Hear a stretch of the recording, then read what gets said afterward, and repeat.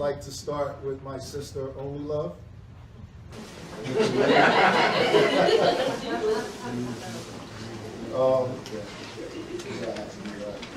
The first question for you and for the panel is, what does this 400-year liberation mark mean or signify to you as it relates to your culture, context, and roots?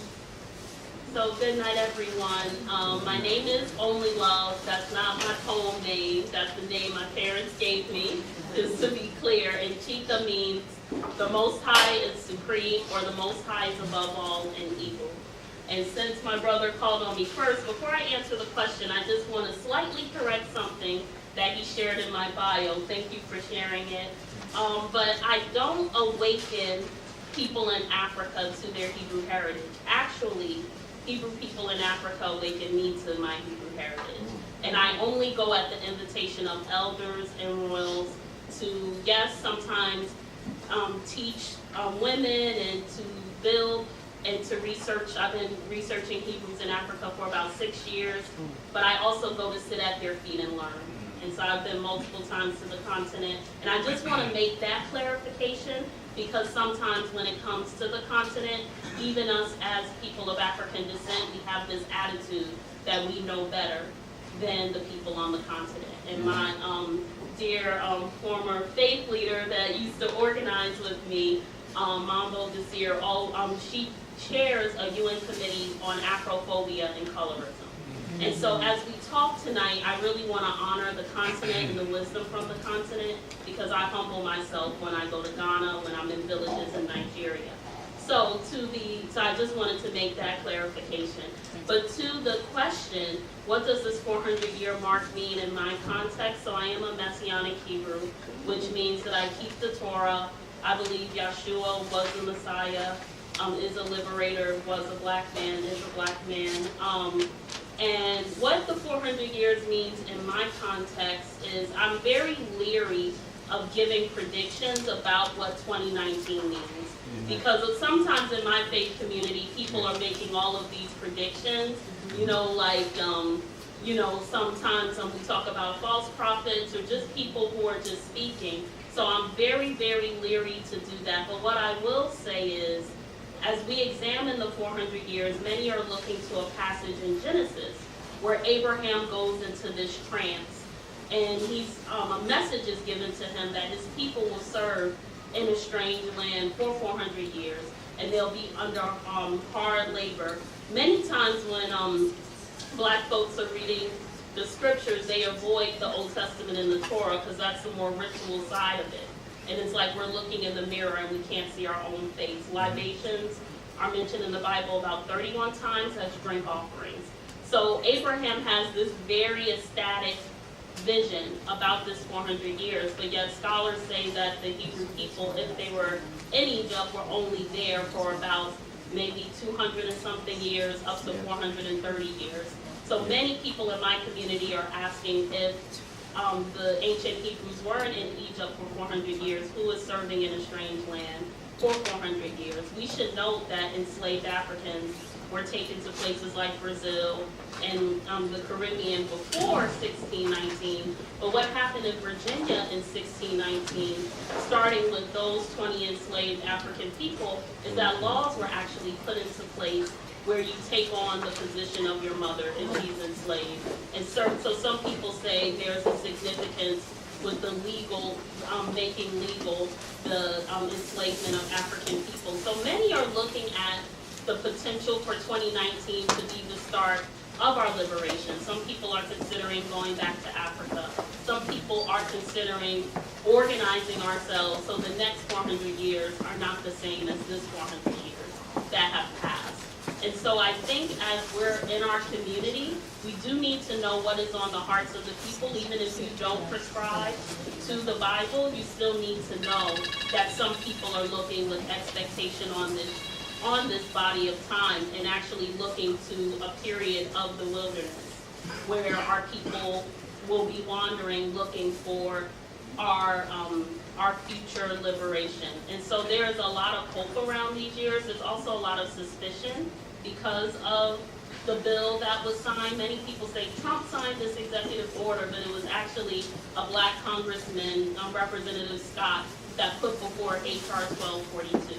And so there's a lot of possibilities. I'm an organizer, so if I see people thinking about this 400-year mark and thinking about liberation, I'm thinking about how do I go into the community and how do we organize ourselves to determine what the next 400 years will look like. And you can do that with any faith tradition, but I think for those who may be from the Abrahamic faith, especially the Hebrew faith, in considering this 400 years is important, and our people have always looked to prophetic utterances to guide us. Thank you, Sister Olila.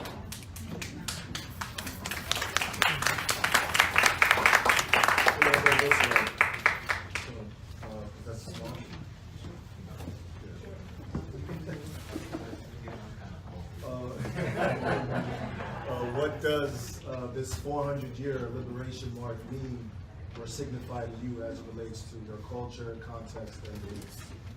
Well, I want to mess up everything.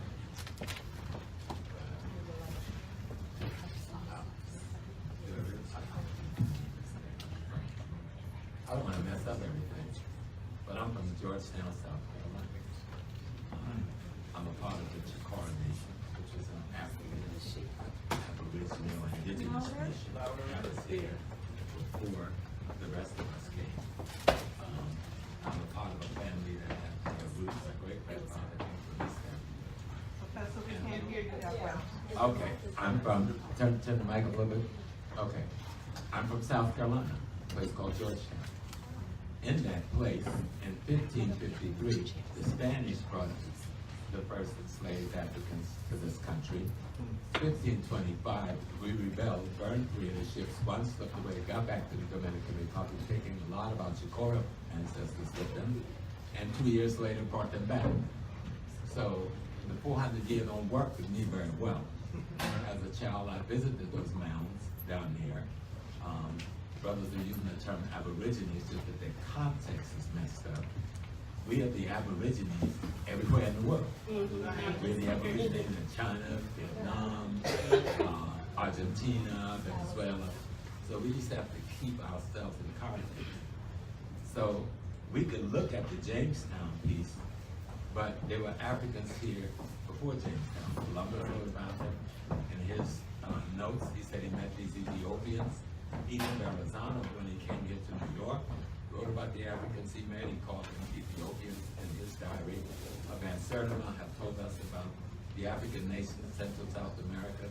We see the Olmecs and the others that's there thousands of years before the rest of us come. So we have to have a real discussion about what this process of English, because what we're really talking about is English enslavement of Africans in the Americas. When we talk about this 400 years, you're talking about the Anglicizing of African consciousness. And that is something that we really need to get a handle on, because even the religious institutions that we use, though all of them, Judaism, Christianity, Islam, all emanated out of an earlier African cosmic ecological reality and science. And they were remade in the culture of our oppressors. And as our discussion goes, we have to find out how to separate the essence of the fundamental African principles that made them up from the culture of our oppressors. All right. Thank you, Professor Small. Dr. Cruz?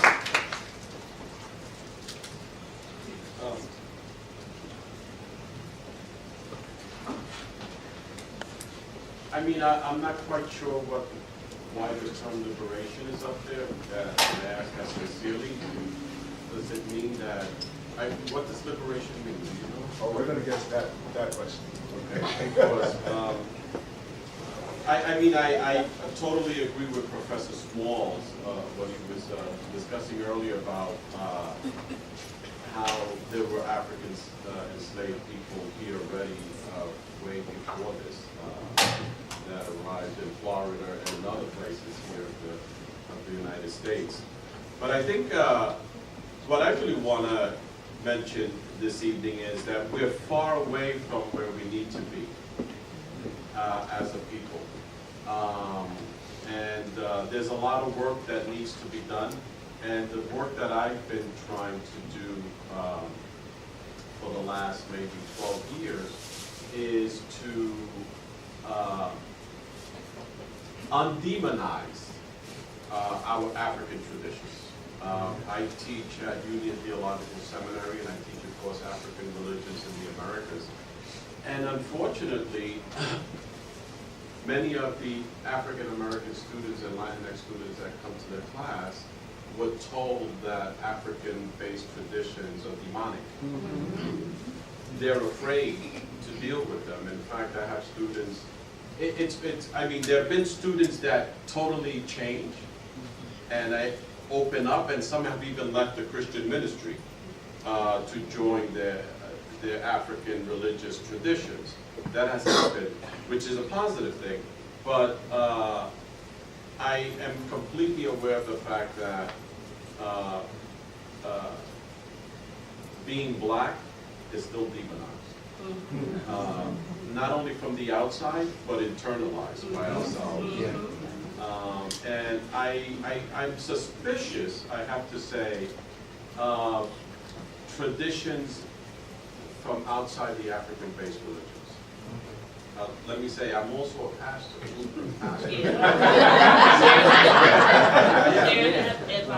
No, I want to say that because I'm not even speaking from the outside. I'm speaking from the inside. So I think I become suspicious of language that we use and how we try to. I'm really fearful of the fact that some people have tried to Christianize the black tradition to bring legitimacy to them, so-called legitimacy. So I guess in terms of liberation, we have a lot of work to do. In the Latino community, there's a movement called Afro-Latinidades. I mean, Manta, who founded this place, has been there for the last 70 years, right? But there's still a lot of work to be done. As many of you know, there are at least 150 million people of African descent in the Caribbean and Latin America. But we're still engaged in these situations. There's a lot of work to be done. In the Dominican Republic at this time, and for many years, people have been told that they're indigenous Indian rather than African. And if you're African or Haitian descent, it's very problematic to be there. So there's still a lot of work to be done, but I'm hopeful that a lot is being done with gatherings such as this one. All right, thank you, Dr. Cruz.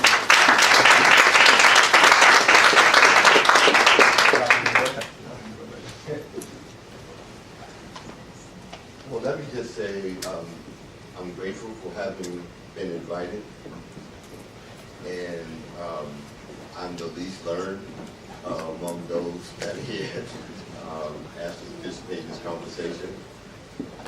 And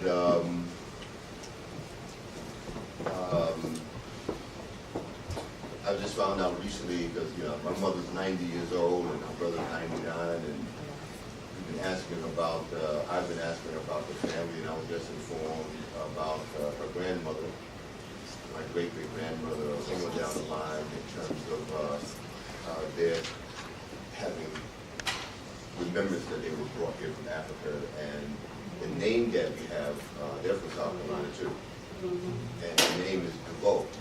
And I always thought that DeVoe was the name of the slave masters. But rather than being the name of the slave master, it was the name of that they had acquired while in the West Coast from French colonizers that they perhaps had lived amongst. So they came to the United States with the name DeVoe, which is my name, and I just thought that was interesting. They're from East South Carolina. That's all. And I haven't really found out which West Coast. I teach criminology and sociology and force-related research methods, and nothing is specifically related to race, ethnicity, and or religion, except for touching on those, during the course of discussion with people that wish to be human service providers or social workers or sociologists, primarily for the intention of developing cultural sensitivity and cultural competence as they interact with people in this very diverse environment. I'm also a student from New York Theological Seminary. While I was in Sing Sing, there was a course, a program that wherein people that were in prison were allowed to gain master's degrees in a variety of subjects. Coincidentally, my father also was a New York Theological Seminary alum, and he was formerly pastor of St. Stephen's Church on 116th Street between, so we had a lot of interesting discussion with me being Muslim, having had training in theological seminary, and he being MDiv Patrick person. But when I look at this issue about the 400 years, to me the whole notion of this being a mark of liberation is like, say what? There was a book that I read called Chronicles of Black Protest. One of the chapters said not by their benevolence. And so that came to mind when I thought about this H.R. 12, etc. Anytime your enemy gives you something, we need to be clear that it's not by their benevolence. That there's something more, and I'll just say for lack of a better term, very interesting, that might encourage them to act in the manner that they are acting. So, of course, they meaning white supremacists, oppressors, or whoever we want to talk about, they too know that they came before Columbus. They too know about the history of people of African descent all over this Western Hemisphere, from Canada down to the tip of South America. So it's not a new thing, and I think that what we should do minimally is use this opportunity to begin to tell the story of African people even more. Because part of the problem is that, and the reason why I mentioned the thing about South Africa is that we have brought into a narrative that we ourselves are not constructed about ourselves. And so you have a narrative about yourself that is primarily being constructed by people who are your enemies, then of course you're going to have some psychological and all kinds of problems with respect to your own identity and who you are as a person. As a matter of fact, this book is very interesting called the White Architecture of Black Education, which in and of itself is instructive in terms of how people who were after 1865, encouraged to integrate into the system. How were you going to integrate into the system? Were you going to educate them? So education means two different things, even if you engage in some analysis of the etymology of the term. One aspect of education means to train. And so we've been trained well to, as some say, look in the mirror and have, disdain for the image that is reflected therein. But education, or the term educate, also means to bring out, which really means, in my opinion, that we are trying to ignite knowledge about ourselves that is already in ourselves and has already been in ourselves since when? Since forever. And so as we think about, what this means, and even the biblical exegesis, interpretations about the document, that in itself has to be suspect. Because if you're not writing your own exegesis and interpretation of what people have said things mean, then of course you're going to come away with a questionable interpretation of what it is you mean, because people who are theologians are looking at script and a language, and there'll be multiple even iterations of the scripture, the text, that in and of itself has multiple meanings. And so, I need to, and I wish that you would have provided discretion before we got here. Yeah. You know what I mean? Yeah. Because then we would have been better prepared. Yeah. And so we really wrapping up the cup. You understand what I'm saying? Primarily because, you have what is in you in order to respond to the moment. And a lot of my context has to do with, the incarceration of black people, particularly black men, and how this is all a part of this whole, scenario that we are really much talking about. So one, I think the HR bill is just fallacious in nature. You know what I mean? It's suspect because, the intentions are not genuine, again, based on the notion, not by their benevolence. And so we have to, see how best we could use this opportunity to promote our own interests and our own jobs. And I'll just leave it at that.